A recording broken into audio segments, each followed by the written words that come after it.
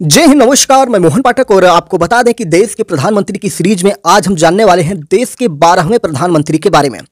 इनके बारे में जब आप जानेंगे तो आपको बहुत सारी रोचक जानकारियां मिलेंगी। जैसा कि आपको पता है कि कांग्रेस के ऊपर परिवारवाद का आरोप लगता रहता है, लेकिन ये जो प्रधानमंत्री हैं इन्होंने किस प्रकार से संजय गांधी को जवाब दिया था कि तमीज से बात करो, आपका नहीं आपकी मां का मंत्री हूं।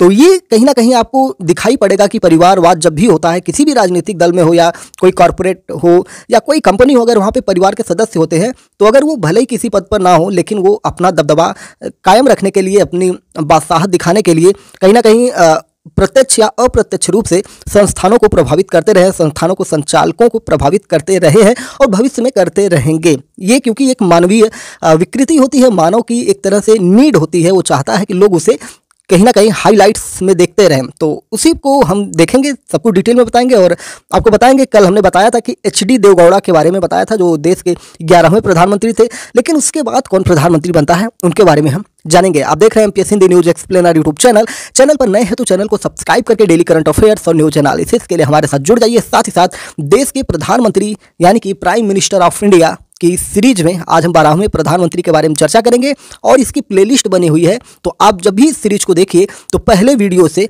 14वें वीडियो तक पहुंचेंगे। अगर आप देख रहे हैं कि 12वें प्रधानमंत्री पर आए हैं तो यानी कि इसके बाद 2 और प्रधानमंत्रियों के बारे में हम चर्चा करेंगे और फिर उसके बाद ये सीरीज समाप्त हो जाएगी। कुछ और नई चीज़ लेकर हम आपके सामने आएंगे जिससे कि आपको देश के बारे में पता चल सके कि हमारे देश में किस प्रकार से हमारी देश में क्रांतियाँ आई थी, देश को समृद्ध बनाने में किन किन लोगों का हाथ है।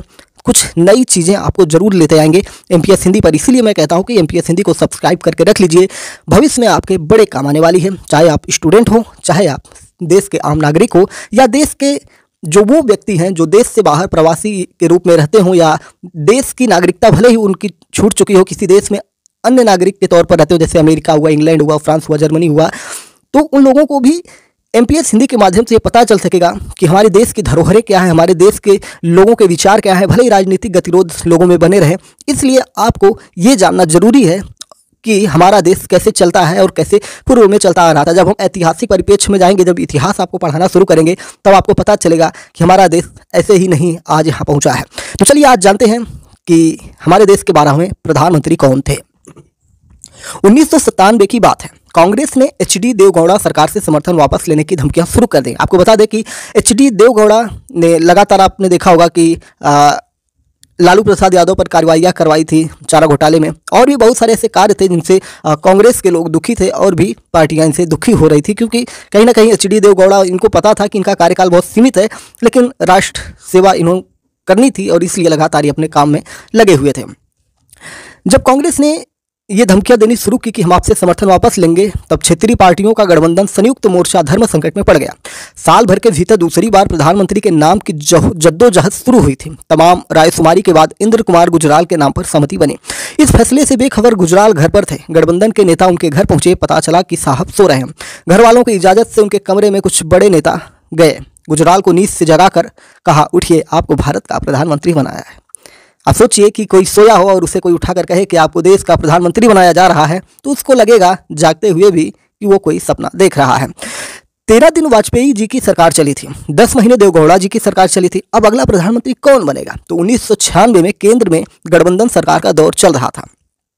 लोकसभा चुनाव में भारतीय जनता पार्टी 161 सीटों के साथ सबसे बड़ी पार्टी बनी। अटल बिहारी वाजपेयी देश के प्रधानमंत्री बन गए और 13 दिन के बाद ही वाजपेयी जी की सरकार गिर जाती है। 1 जून 1996 को जनता दल के एचडी देवगौड़ा प्रधानमंत्री बन जाते हैं। इनका किस्सा पिछले टॉपिक में हमने पढ़ लिया था।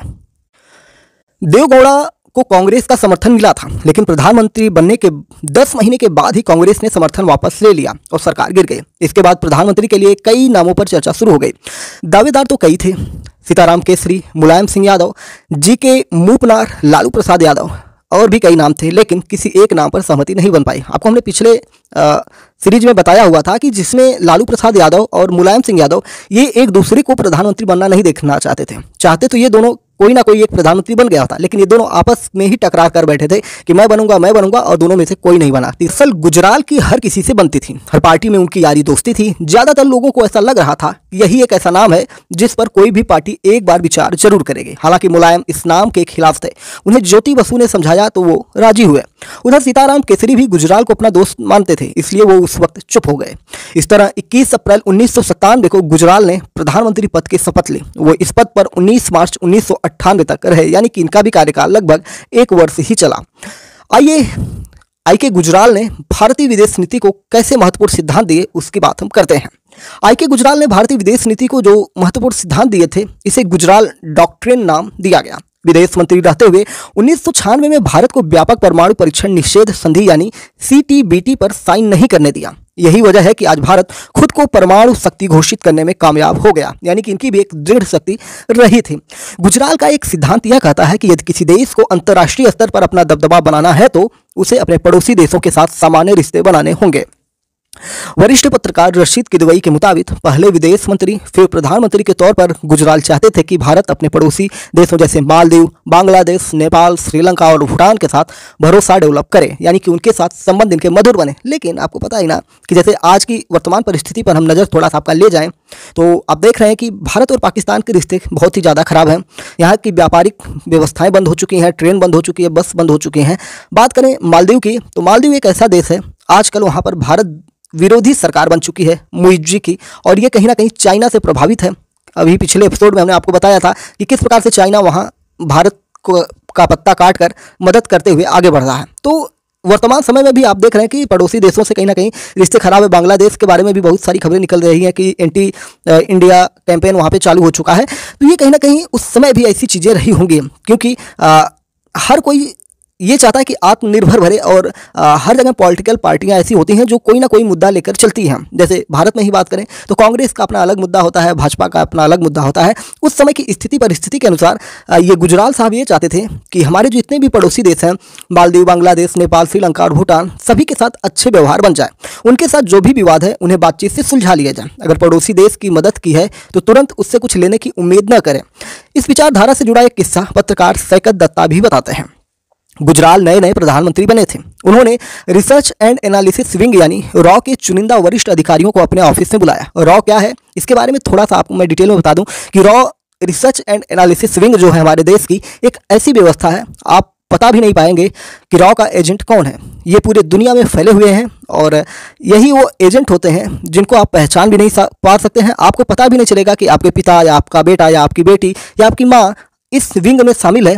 और ऐसे लोग देश के लिए इस प्रकार से कार्य करते हैं कि वो जीते भी हैं देश के लिए, मरते भी हैं देश के लिए, और इनका नाम कोई जानता तक नहीं है। उदाहरण के तौर पर हम आपको अगर एक नाम लेने की बात करें तो ऐसे ही विंग से जुड़े हुए थे हमारे देश के इस समय जो अजीत डोभाल हैं, वो भी पाकिस्तान में एक तरह से रॉ के ही हिसाब से काम करते थे। ठीक है, तो ये चीज़ें आपको पता होना चाहिए। बाद में मान लीजिए सरकार ने उन्हें लाया और पाकिस्तान के कई मुद्दों पर काम करने के लिए उन्हें लगाया, और बाद में देश के बड़े बड़े पदों पर उनको लगाया, क्योंकि जम्मू कश्मीर की स्थिति जो थी उसको 370 हटाने में अजीत डोभाल जैसे लोगों का बहुत बड़ा योगदान है।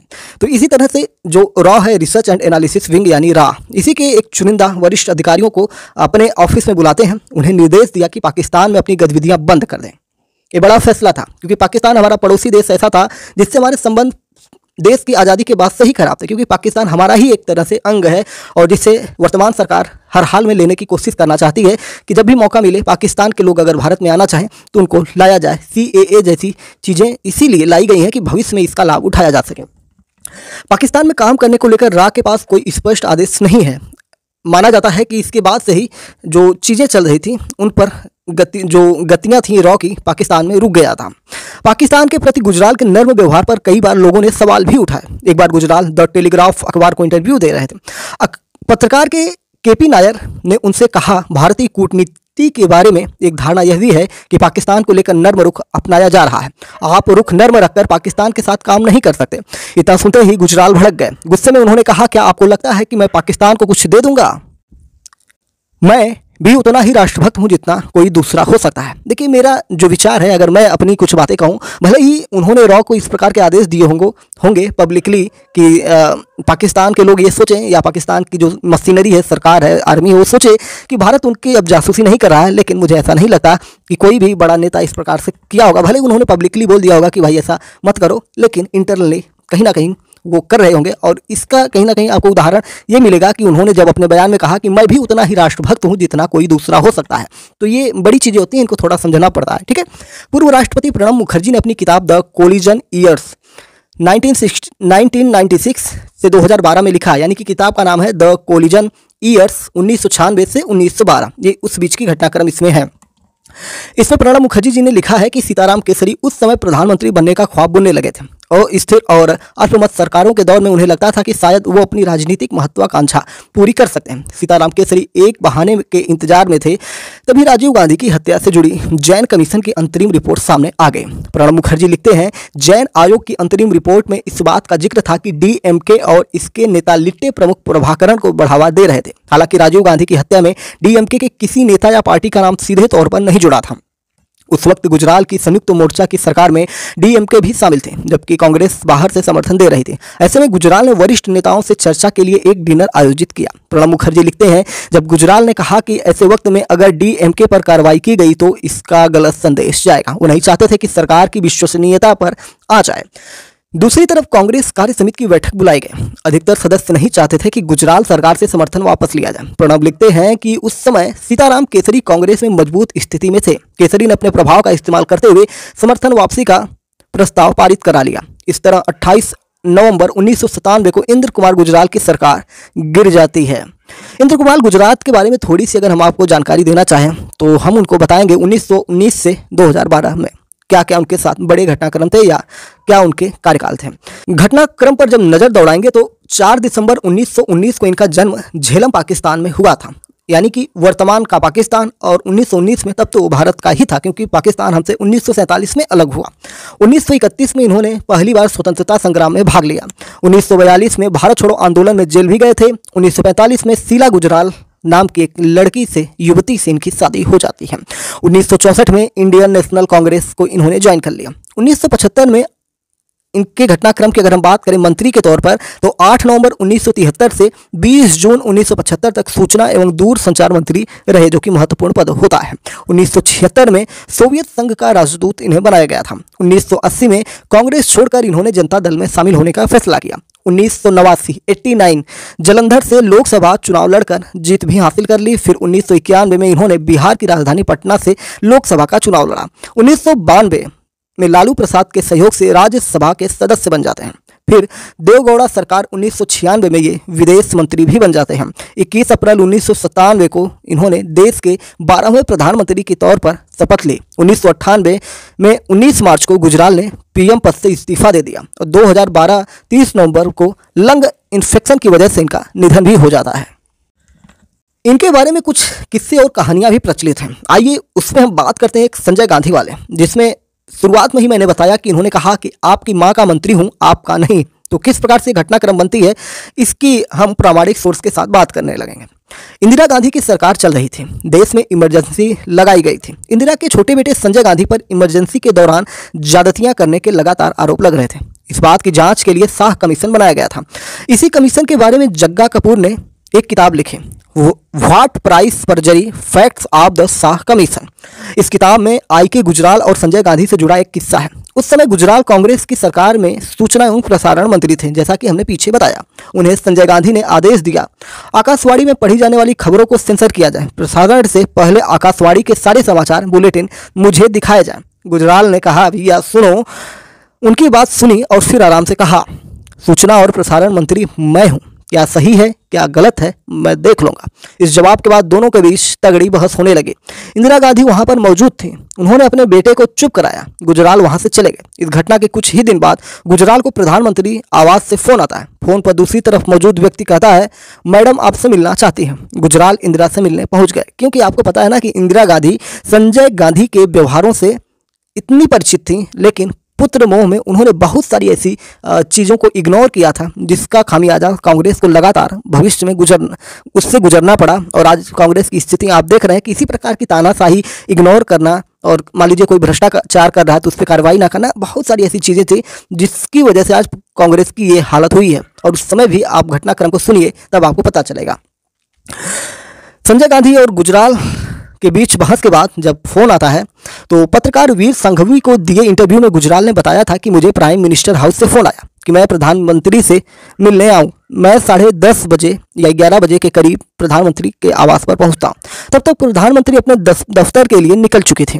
मैं जब बाहर आने लगा तभी संजय गांधी आ गए। उस दिन उनका मूड बहुत खराब था क्योंकि आकाशवाणी के एक चैनल ने इंदिरा गांधी की स्पीच का प्रसारण नहीं किया था। संजय ने झल्लाते हुए कहा, देखिए ऐसा नहीं चलेगा। गुजराल ने जवाब दिया, देखिए जब तक मैं हूं ऐसा ही चलेगा। संजय गांधी चिल्लाने लगे। इस पर गुजराल ने कहा, आपको बात करनी है तो थोड़ा सलीका से बात करिए या सलीका सीखिए, यानी कि तमीज में बात करिए।